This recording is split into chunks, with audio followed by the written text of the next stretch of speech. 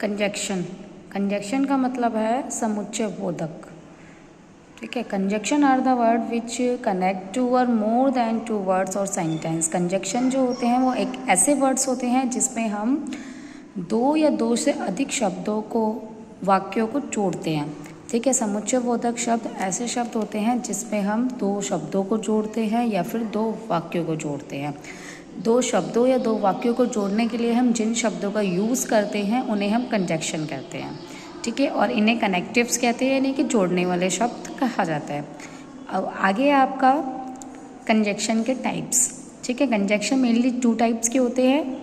First है coordinating और second होता है सबऑर्डिनेटिंग।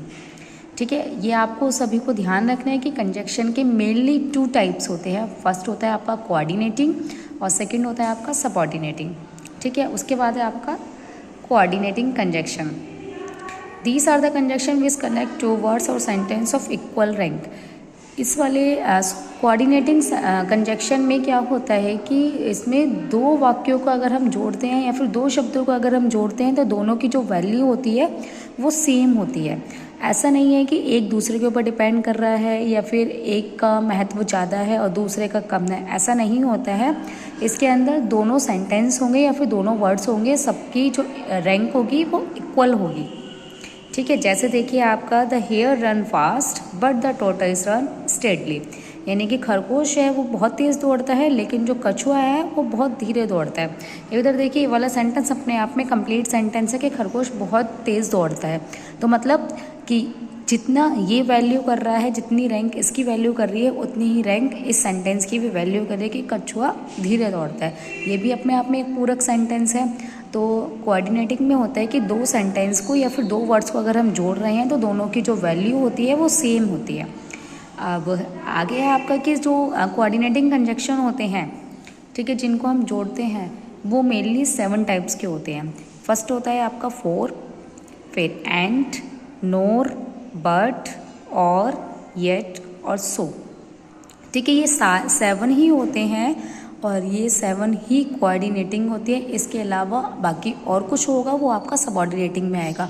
कोऑर्डिनेटिंग में बस ये 7 आते हैं, तो आपको इसका ध्यान रखना है। उसके बाद है आपका subordinating conjunction.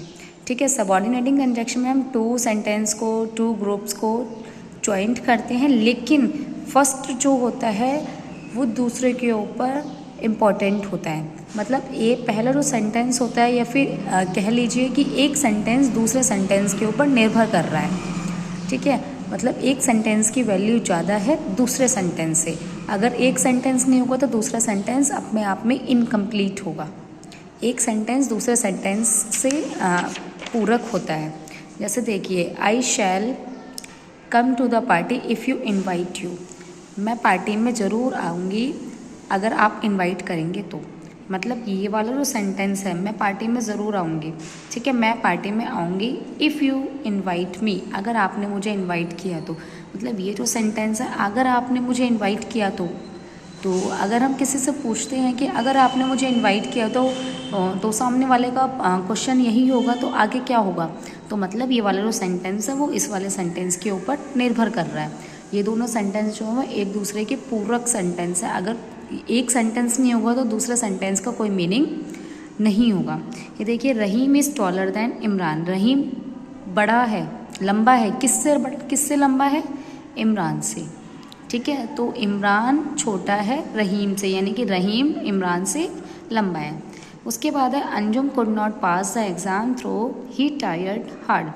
Anju exam pass कर सकती है अगर वो कठिन परिश्रम करे। ठीक है, यानी कि अगर वो कठिन परिश्रम करेगी तभी वो एग्ज़ाम पास कर सकती है।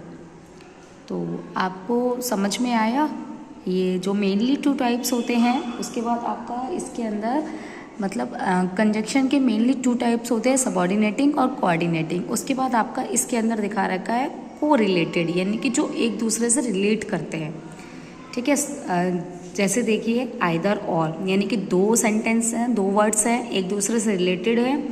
Neither, nor, not only but also, both, and, although, yet.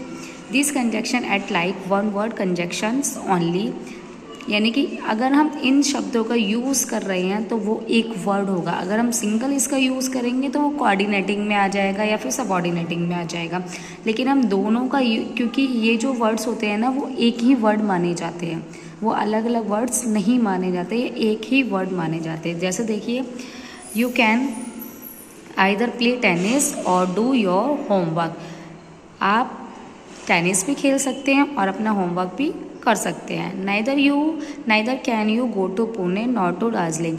ना ही आप पुणे जाएंगे और ना ही दार्जिलिंग जाएंगे। यानी कि ये जो वर्ड्स है ये दोनों जो वर्ड्स हैं वो एक ही वर्ड है, अलग अलग वर्ड नहीं है। तो कंजक्शन आपका चैप्टर यहीं पे ख़त्म होता है। आई होप आप लोगों को समझ में आया हो।